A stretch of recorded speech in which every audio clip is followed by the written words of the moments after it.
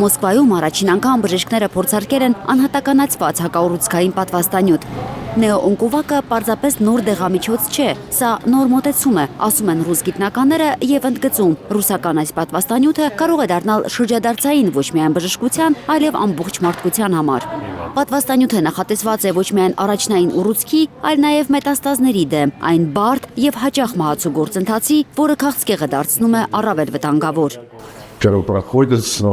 Այս տղամարդուն ախտորոշվել է մաշկի քաղցկեղի ամենաագրեսիվ տեսակներից մեկը՝ մելանոմա։ Նա պատրաստ է փորձել ամեն ինչ գիտության հետ միասին հաղթահարելու հիվանդությունը։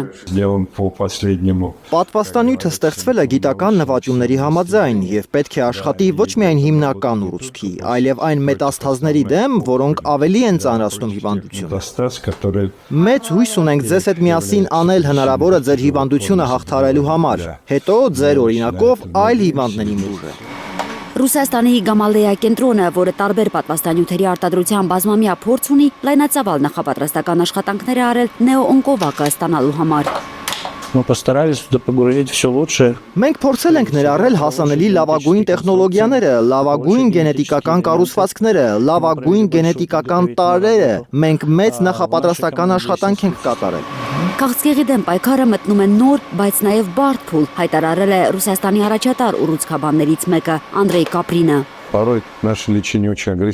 Երբեմն մեր բուժումը չափազանց ագրեսիվ է եւ այն կարող է գերազանցել օգտակար ազդեցությունը։ Տարիներ շարունակ քաղցկեղի բուժումը հիմնված է եղել ավելի ուժեղ, նշանակում է ավելի արդյունավետ գաղափարի վրա։ Քիմիաթերապիան եւ ճառագայթային թերապիան փրկել են միլիոնավոր կյանքեր, բայց նաև հաճախ դարձել են ծանր փորձություն հիվանդների համար։ Այսօր գիտությունը կանգնած է շրջադարձային կետի առաջ։ Այս նոր ուղին ձևավորվում է տարբեր գիտական կենտրոնների համագործակցությամբ, ներառյալ Գամալեայի ազգային հետազոտական կենտրոնը, ռադիոլոգիայի ազգային բժշկական հետազոտական կենտրոնը, ակադեմիկոս Հարություն Ավետիսյանի ղեկավարած մաթեմատիկական վերլուծության ինստիտուտը, առողջապահության նախարարության աջակցությամբ։ Հակաբիոտիկների հայտնագործությունը ժամանակին փոխեց ամբողջ բժշկությունը, ավելի ուշ իմունոթերապիան հնարավորություն տվեց օրգանիզմին ինքնուրույն պայքարել քաղցկեղի դեմ։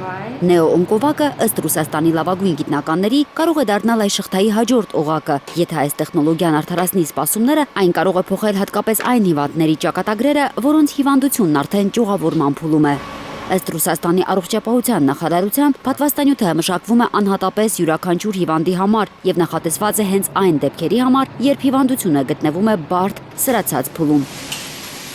Նոր պատվաստանյութը կարող է նվազեցնել նաեւ կրկնության ռիսկը։ Գիտնականները հույս ունեն, որ մարդն ու տեխնոլոգիան կկարողանան գտնել ճիշտ հավասարակշռությունը, քանի որ ապագայի բժշկությունը, ինչպես նշում են մասնագետները, չի լինելու պարզապես ավելի ուժեղ, այն լինելու է ավելի ճշգրիտ, ավելի անհատական եւ գուցե ավելի մարդկային։ Ծովինար Բարխուդարյան, Արմեն Ապրեսյան, Հայլուր Կիրակի։